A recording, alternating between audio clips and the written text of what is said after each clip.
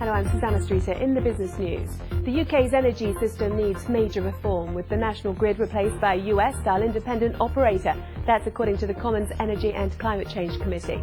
National Grid, which owns and operates the UK's gas and electricity networks, faces conflicts of interest and should be broken up, the report said. Cosmetics firm REVLON has agreed to buy Elizabeth Arden in a £609 million deal that says will help expand its global footprint. REVLON said it would pay just over £9 per share for the luxury skincare company. It expects the combined firm to have sales of around £2 billion. And TESCO has sold its garden centre chain Jobbies for £217 million as the retailer continues with its strategy of focusing on its supermarket business. The sale comes a week after TESCO announced the sale of UK restaurant chain Giraffe.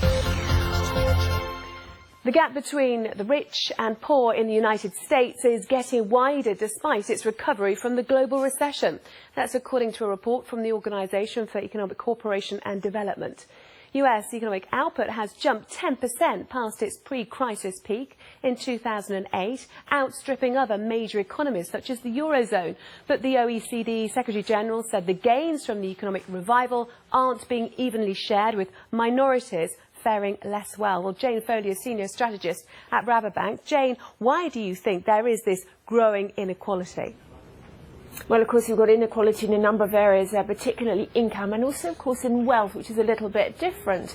Now, of course, we could look back over the last 40 years and really begin to see these signs. And one of the reasons more recently that we have seen income inequality grow can be related to productivity. Now, we hear about this every now and again from a number of politicians and economists, and productivity is just output per head. And this growth of this has been very, very low. And because when productivity is low, well, wage rises are low too, and without wage rises, well, people's living standards, their wealth doesn't go up. So this is really important, and this is, of course, related perhaps to a lack of investment, maybe education, etc. So the lack of productivity is one of these big factors.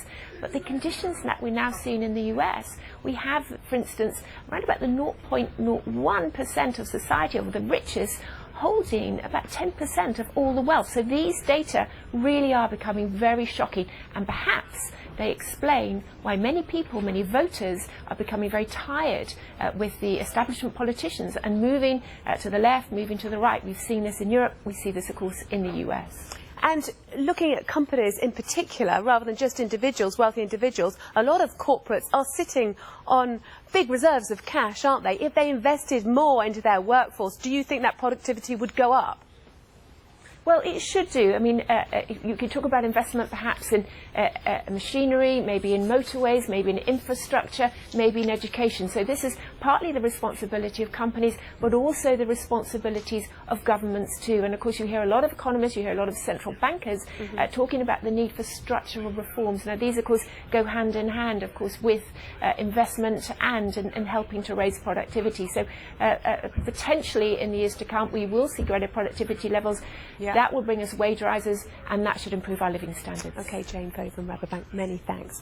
Back to you, Nick. That's all the business news from me for now. Susannah, thank you very much.